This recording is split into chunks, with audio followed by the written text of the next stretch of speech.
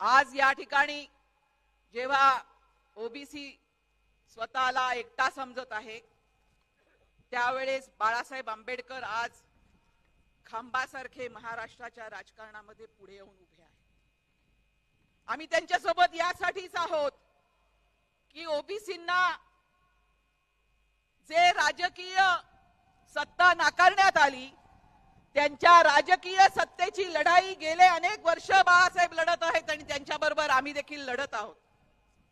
आणि आपण एक लक्षात घ्या की विरोधाचा आवाज उठवणं वेगळं, परंतु त्या विरोधाचा जो आवाज आहे त्याच्यामध्ये ताकद असणं वेगळं.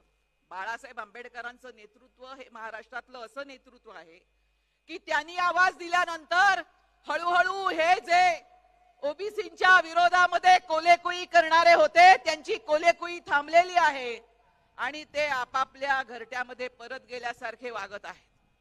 म्हणून या ठिकाणी एवढंच सांगते की आज आपल्याला जर काही लढाई जिंकायची असेल तर एक लक्षात घ्या की या राजकीय लढाईमध्ये आपले साथीदार कोण याची खुणगाठ आपल्याला नेहमीच ठेवावी लागेल.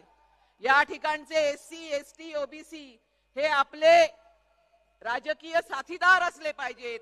त्यांच्या साथीशिवाय आपण ही लढाई जिंकू शकत नाही. आपल्याला जर का आज या ठिकाणी ओबीसींची लढाई पुढे घेऊन जायची असेल, एका टप्प्यावरती आलेली मी बघते आहे. कारण या आरक्षण यात्रेदरम्यान महाराष्ट्रामध्ये फिरत असताना गावागावामधून हा दबलेला ओबीसी बाहेर येऊन या यात्रेची मोठ्या आनंदाने स्वागत करत होता. हे पाहिलं आहे. आता गेल्या 15 दिवसामध्ये हा ओबीसी मोठ्या प्रमाणावरती गावागावामध्ये पुढे आलेला आहे आणि ही एक लढाई आज सुरू झालेली आहे आणि ती आज एका ऐतिहासिक टप्प्यावर आली आहे. आपण असं म्हणतोय की हा समारोप आहे, मी असं म्हणते की ही सुरुवात आहे.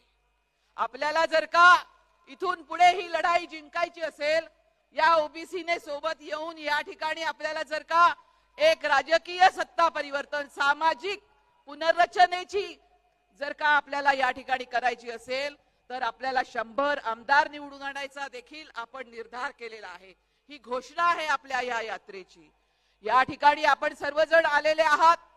आपण ही जी लढाई या ठिकाणी उभी केलेली आहे, या लढाईसाठी आपण सर्वांनी सज्ज होऊया एवढं आवाहन मी या ठिकाणी करते.